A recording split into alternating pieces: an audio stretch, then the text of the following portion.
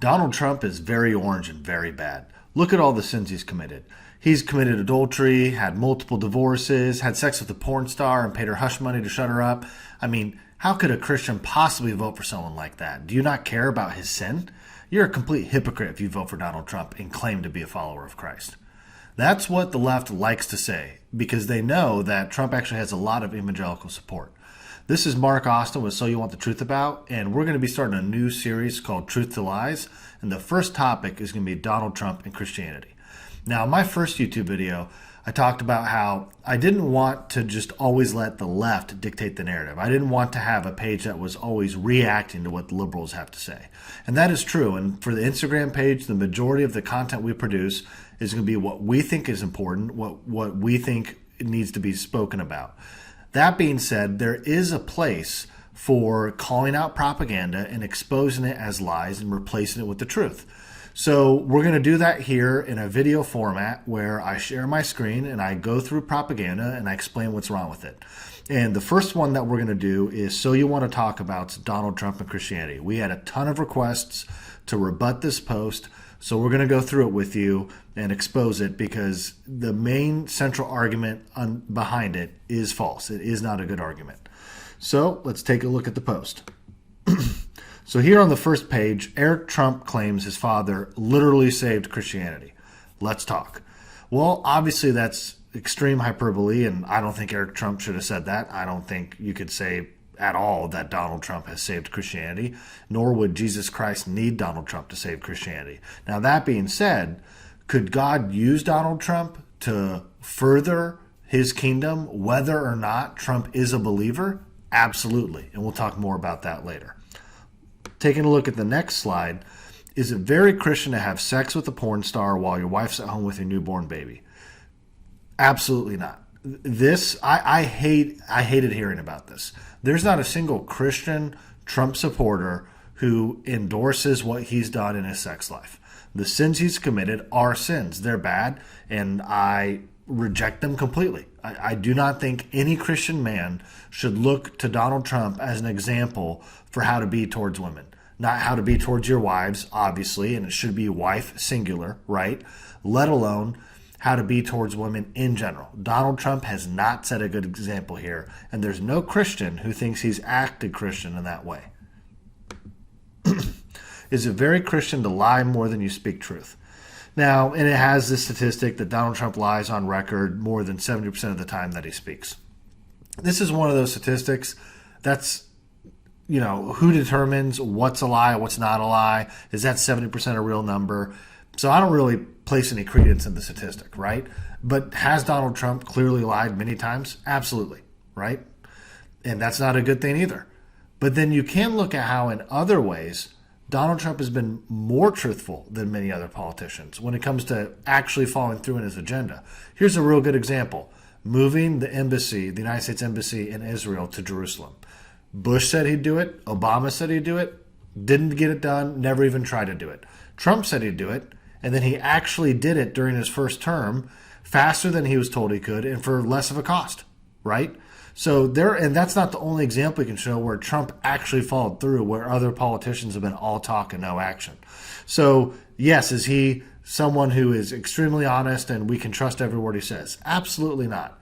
But what politician is? Was Hillary Clinton? No. Hillary Clinton said in a speech to one of the New York banks that she has her public position that people know about, and then she has her private position, right?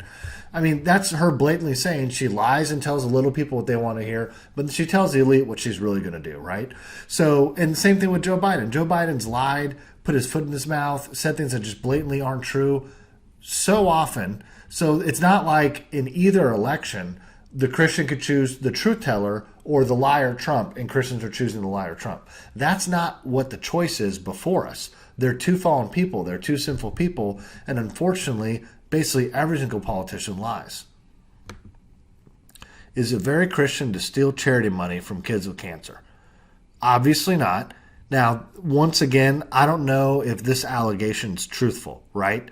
Maybe there were some improprieties with their foundation, right, that weren't good. Then again, let's look back to 2016, the first time Christians had a chance to vote for Trump. Look at the Clinton Foundation, right? Obviously, pay for play. They were buying influence while she was Secretary of State. And the second she loses the election and is no longer in power, those donations all dried up, right? And there have been whistleblowers who testified to the fact that there was corruption there.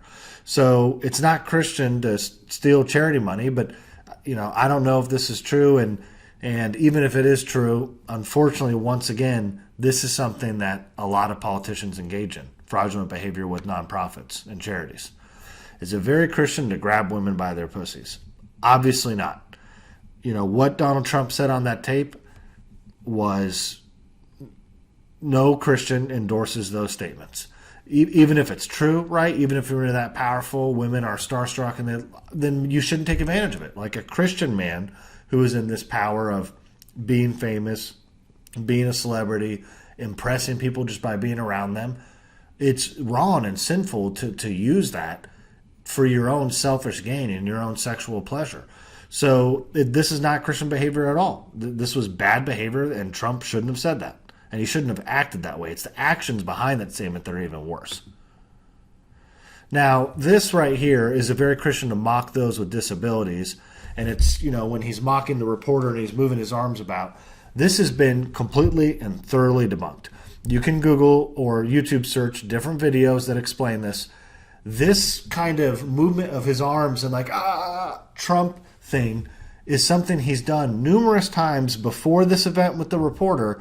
That was Trump's way of basically saying to someone, oh, cat got your tongue, you don't know what to say, you don't know what to say. And that's what he was doing here. And we know it has nothing to do with the person that had a disability, because he did the same thing to people who didn't have disabilities, and the common occurrence was someone didn't know what to say in the moment. They spoke out to Trump, he shot back, then they didn't know what to say, and that's how he's acted. So this is a good example of how this So You Want to Talk About page, some of the stuff that they present, like even these slides about Trump's immoral behavior, I mean, it's not lies, right? Trump has done those things, but this is where they go from, they're making a point that I disagree with, I'll get to in a second, to just blatant propaganda and deception. Trump did not mock someone because of the disability, and there is video proof of that. He's done the same thing to people that had no disability. Now, is it presidential to mock people like that? No. At the same time, do you want someone who acts presidential and is completely fake and only says to the people what 10 focus groups told them to say because everything's calculated and crafted to be the most politically expedient possible? Of course not. Now, Trump's too far on the other end of the spectrum, right? I wish we had someone who was truthful, honest, unafraid to say what they want, right? With Trump, there's real opportunities for Republicans to learn about the good that he does, that he comes across as an authentic person who's not afraid to say what he believes, right? But Trump goes too far, right? And says outrageous things, says things aren't true, and does act unpresidential. I think there's some truth to that argument. And a Republican candidate who can harness the good but have his fight, I think would be unstoppable in the future. Is it very Christian to love money more than you love God? So Trump has ignored his own promise to work unselfishly for the U.S. Tax records reported this week show 200 entities funneled money to Trump's properties while reaping benefits from the White House. So this is one of those things. What kind of benefits? Were they people who did business and would have stayed at one of his properties anyway, because he has properties in many major cities across the U.S.? Or are they people who are hoping they can buy favor from Trump by, spending a bunch of money on one of his properties, but there's no evidence that they're actually getting a quid pro quo, right? And also, the bottom line is Trump owns rental properties. He owns investment real estate. They're going to produce income. And when you take a step back and you look at the TV deals he's lost, the connections that the people won't do business with him anymore, it's pretty reasonable to conclude Trump has lost money serving as president of the United States of America. And by the way, just because he's earned money while president, how is that proof that he loves money more than God, right? So that's just a false argument. This slide is, once again, more deception than pointing out a sin of Trump's. Is it very Christian to be longtime friends with Jeffrey Epstein? I've known Jeff for 15 years. Terrific guy. He's a lot of fun to be with. It is even said that he likes beautiful women as much as I do, and many of them are on the younger side. Obviously, that's an egregious, cringy quote, right? I mean, at the very least, not a good judgment of character, right? Now, many of them on the younger side, there could be young women in their 20s when they're both in their 40s and 50s. Now, is that moral? Is that Christian? No, but it's not pedophilia, right? So there's no evidence whatsoever linking Trump to any aspect of pedophilia with Jeffrey Epstein. And the reason that's important is because obviously when someone is young, it takes it to the next level because they don't know the consequences of sexual immorality, right? Not that many adults are aware, but a child, there's no way that they could be aware. And that's why even if they consent, it's actually still rape because they don't have the ability to consent, right? There's zero evidence tying Trump to sex trafficking or pedophilia with Jeffrey Epstein. Oh, and by the way, Trump, his administration, has done a ton to fight sex trafficking. I mean, everyone has noticed the increase in sex rings broken up and human trafficking rings and arrests that have been made under the Trump administration. It certainly seems to be a shift in the focus of our law enforcement. So this could be a good example of maybe Trump was friends with some bad people, and we don't know to the level Trump could have been involved with that, but his administration is still doing good things. And that's one thing to consider in light of this post, and we'll kind of look at the big picture when we're done going through it, is you're not just voting for Trump the person, you're voting for Trump the president and the administration that'll come with him, right? So what would Jesus do? Vote wisely, right? Now, how often are the people on this page asking what would Jesus do authentically, right? When it comes to LGBT, are they wondering what Jesus has to say on the matter? When it comes to infinite genders and transgenderism, are they wondering what Jesus said? Jesus said God created them male and female from the beginning, right? Two genders. Do they ask, what would Jesus do then? And this goes to show, it really bothers me when unbelievers attempt to quote the Bible to manipulate Christians when they hate the Bible, right? Now, I get it. If you think someone's being a hypocrite, I'm not saying you have no right to maybe try and point that out. But to a certain degree as well, though, there are these people who have no respect for the Bible, think it's an outdated book that we should pay no attention to, don't want it in our schools, don't want it in our society, don't want it impacting our government. But when they can refer to it to try and manipulate you politically, now they're happy to do so, right? I don't like that. And I think as Christians, we shouldn't care too much about what unbelievers think about us, right? I mean, in Isaiah 2, the chapter about the day of God and God's judgment of the world, one of the last verses of that chapter is, what do you care about man who's in his nostrils is just breath? And it's kind of a weird verse, but it's basically saying, man is so fickle, he breathes and one day he'll die. Why do you care about what he thinks instead of what God thinks, right? And especially as Christians, what unbelievers think, right? So we can't let them manipulate us, right? Now, maybe we should take a step back and go, are we being hypocrites? And we should consider what they have to say. And here's why Christians who vote for Trump are not being hypocrites. So the argument that this post is making through association, they don't really say it, but the argument they're making is if you support for Trump, you either don't care about his sin, or you endorse his sinful behavior, or you're just a hypocrite because how could you vote for someone who sins like that, right? And that's not the real consideration that Christians are making when they vote for Trump. Why do Christians vote for Trump? Christians vote for Trump because despite his sinful immorality, they believe that a Trump presidency will advocate causes that are just and moral. And God can use sinners to do good things, right? Think about Cyrus. Cyrus of Persia was who God used to free the Israelites from Babylonian captivity and return them to their homeland. And Cyrus is never said in the Bible to be a believer in God, just someone that God decides to use. And we have archaeological artifacts of Cyrus prescribing one of his victories to some other god, right? So obviously Cyrus was a fool. He didn't know who was really giving him the power. And Cyrus is probably not in heaven because of that. Hopefully he repented and came to the true God who gave him his kingdom. But we have no evidence of that, right? So for all we know, Cyrus was an unbeliever that God used to do a good thing for his people. So God could use Trump. And the thought that just because someone sins means a Christian can't vote for them Well, then Christians can never vote, right? Tell me when Jesus has been on the ballot, right? Jesus won't ever be on the ballot. It'll always be two sinful people. Now, I wouldn't like the thought of there's someone who really is a moral, upright person and someone who is despicable, and Christians are voting for the despicable person. But look at 2016. Are you telling me Hillary Clinton was a moral and upright person? All the corruption surrounding her, the fact that we now know that she was the one who colluded with foreign intel agencies to plant a false Russian hoax conspiracy attack on the Trump campaign, and then the Obama administration used that as justification to spy on Trump's campaign. One of the biggest scandals in American political history. And we're supposed to think the person who is the architect of that, Hillary Clinton, is a moral, upright person? Of course not. Same thing with in 2020. Joe Biden, he's a great moral person. I mean, look at what's coming out this week with Hunter Biden and these emails that Biden did meet with one of the Ukrainian oligarchs of Burisma, who Biden previously said he never even talked to his son about his business dealings, and then he knew nothing about it. How is that even possible if he's meeting with that guy for coffee while in Ukraine, right? Biden's a liar. His family's corrupt. We have the proof. The proof's so damning that Twitter and Facebook were censoring it before they even fact-checked it, which is crazy, right?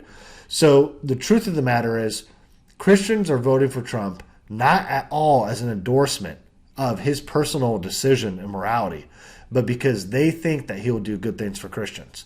Now, in 2016, this was pretty speculative, right? Who knows what Trump's going to be? Is he going to be in like most politicians that say one thing in the campaign and then act completely different as president? But here in 2020, Christians should be more certain about voting for Trump and that it's okay for them to do so, because now we can look back on his record. And absolutely, Trump has advanced many causes that align with Christian views. So I was doing some searching before I recorded this video about what has Trump done, because I know it's a lot, but none of us memorized it all on top of our heads. Pretty sure Google was bearing the search results, but after searching enough, I did find a pretty comprehensive list on frcaction.org or .com. And I'm not going to read you the whole list. This will take too long, but I picked out the big ones. So obviously the biggest thing that Trump has done that Christians would think is good and moral are the judges he's appointed. He's appointed pro-life judges who would defend religious liberty and uphold the Constitution as it is written. And he's appointed over 193 judges. These are lifetime appointments. And after Amy Coney Barrett is confirmed, 3 of them will be on the Supreme Court. That is significant. And other pro-life action that these judges have taken, or that Trump has taken, I mean. So Title 10, he changed the regulations so that clinics that receive Title 10 grants had to be separate from abortion facilities. And this would have been so hard for Planned Parenthood to comply with that they voluntarily withdrew from the Title 10 program, and they were receiving approximately $60 million in federal funds a year. So because of action taken by Trump, the #1 abortion provider in America is receiving $60 million less taxpayer dollars per year. That has undoubtedly saved the lives of unborn babies. Now, Trump also has issued an executive order blocking federal funds for family planning abroad from going to groups that perform and advocate abortions. He also issued a similar executive order for domestic family planning groups. Trump was the first president to ever address the March for Life, which is this giant march for standing up for the lives of the unborn, that if it was a march for any leftist cause, it would be on all the mainstream news networks nonstop. Instead, they ignore it every year. Trump brought attention to it by addressing it. First time president's ever done that. During Trump's 2020 State of the Union, he called on a federal ban on late-term abortion, had special guest Ellie Schneider present, who was someone who was born at just 21 weeks gestation, showing that these babies aborted at the 3rd trimester, late term, they could be living. They could survive outside the womb if they were just delivered versus aborted. Numerous meetings and coalitions that the Trump administration has scheduled, and Mike Pompeo has led this, between the U.S. government and other international players, advocating for the lives of the unborn on an international scale, and also calling other nations to join the U.S. and resisting international efforts to enshrine a woman's right to abortion as an international women's right. The Health Human Services Department, HHS, no longer conducts internal research using tissue from aborted babies because of what Trump has directed. And Trump also established a human fetal tissue research ethics advisory board, which recommended against 13 of the 14 fetal tissue research proposals. And this is a big deal because we know from the videos that were recorded that Planned Parenthood sells aborted baby tissues to researchers and other groups, right? So this is going after their funding in another way of Trump, by doing this, is reducing the financial incentive for abortion. So the reason Planned Parenthood pushes abortion so much is because it's where they make all their money. And one of the sources of money is selling the tissues afterwards, which is, can you imagine that, right? You have the aborted remains and you sell them for a profit. It's unspeakable evil, right? I mean, we read in the Bible how people sacrifice their children to Moloch. And it's like, how could that be done? Well, is abortion not modern day child sacrifice to the god of self?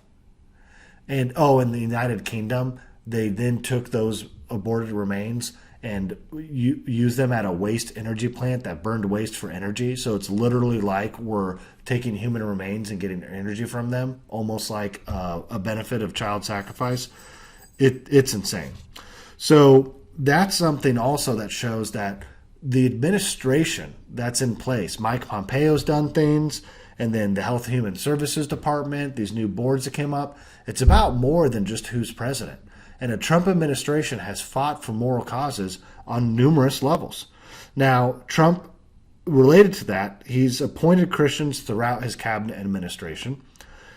And then this is, I don't think was on their list, but this one's a big deal to me.